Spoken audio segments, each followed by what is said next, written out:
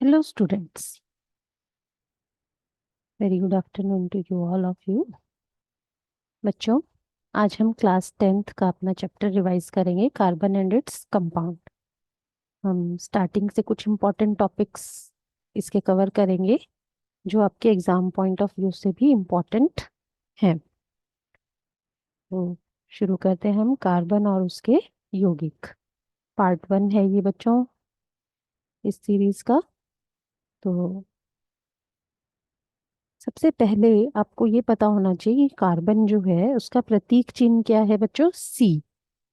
Carbon जो है उसकी परमाणु संख्या है बच्चों 6 और उसकी जो इलेक्ट्रॉनिक कन्फिग्रेशन है वो क्या है बच्चों, 2 और 4। इलेक्ट्रॉनिक कन्फिग्रेशन क्या है, 2 और 4। तो इसकी संयोजकता कितनी हो गई, 4। संयोजकता कितनी है इसकी, 4। और यही कारण है इसकी संयोजकता 4 है क्योंकि बच्चों ये बात आपने याद रखनी है कि इसकी संयोजकता कितनी है, 4। तो इसकी संयोजकता 4 है, इसी कारण ये बहुत अधिक चीजों में पाया जाता है क्योंकि इसमें सह संयोजी आबंध बनाने की क्षमता होती है। अगले वीडियो में हम ये भी देखेंगे कि सह संयोजी आबंध क्या होते हैं और दूसरे तरह के जो आबंध होते हैं उन्हें हम आयनिक आबंध कहते हैं। और एक और चीज इसके बारे में जो आपने याद रखनी है वो है ये बच्चों कि कार्बन जो है उसका परमाणु द्रव्यमान कितना है, 12।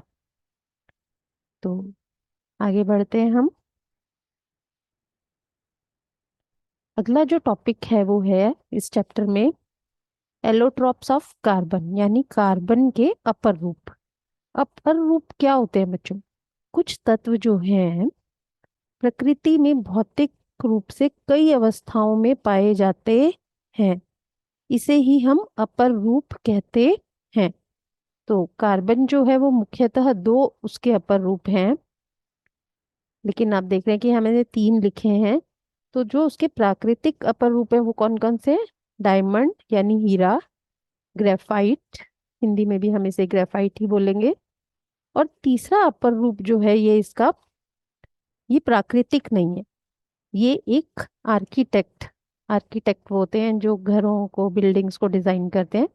उन्होंने इसके बारे में, बुक मिस्टर फुलेरिन उनका नाम था, फुलर उनका नाम था, तो उन्होंने इसका नाम रखा फुलेरिन। इसमें 60 कार्बन जो हैं उनको एक फुटबॉल की आकृति में रखा जाए तो जो कार्बन का अपर रूप हमें प्राप्त होता है उसका नाम है फुलेरिन। देख लेते हैं हम इनके गुणों के बारे में भी कि भी इनमें ऐसे क्या गुण हैं। हीरा, सबसे पहला जो है हीरा, आपने कुछ बच्चों ने रियलिटी में देखा होगा, कुछ बच्चों ने नहीं तो पिक्चर्स वगैरह में देखा होगा। हीरा एक चमकदार पदार्थ है और इसकी चमक के पीछे एक कारण है कि इसमें जो कार्बन है वो त्रिआयामी संरचना में, त्रिआयामी का मतलब है बच्चों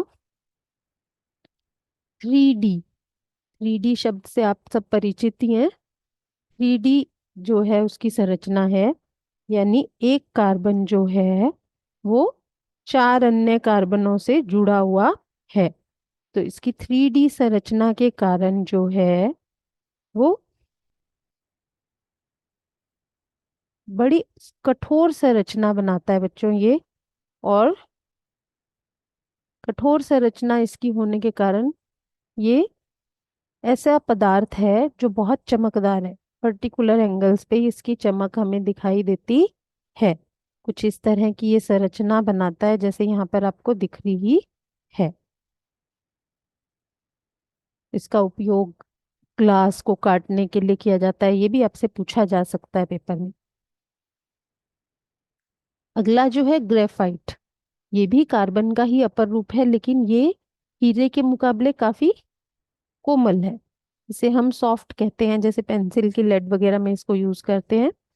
तो इसकी जो संरचना है बच्चों वो कैसी है,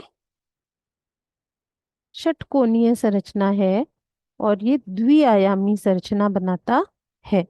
ग्रेफाइट जो है इसके बीच में देखो यहाँ पर स्पेस है, आपको दिख रहा है। इसके जो षटकोणीय तल हैं इनके बीच में स्पेस है, तो ये षटकोणीय तल जो है एक दूसरे पर फिसलते हैं एक तरह से।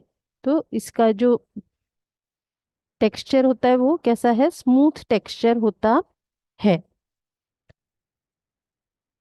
नेक्स्ट है ये फुलेरिन। ये मैंने आपको जैसे स्टार्टिंग में भी बताया कि एक फुटबॉल जैसी संरचना। यहाँ पर कितने कार्बन हैं, 60।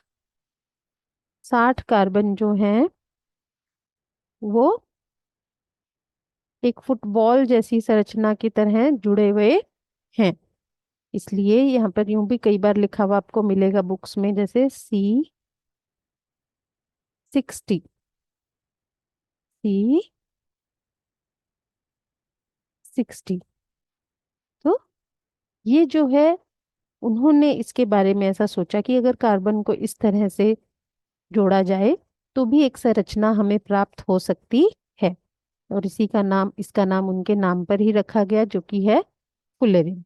तो आपका ये एक बहुत इंपॉर्टेंट कॉन्सेप्ट है बच्चों, एग्जाम पॉइंट ऑफ व्यू से, कि ये कार्बन के अपर रूप क्या हैं। तो आई होप आपको समझ में आ गया होगा और आप इसको अच्छी तरह से याद कर लेंगे। Thank you very much.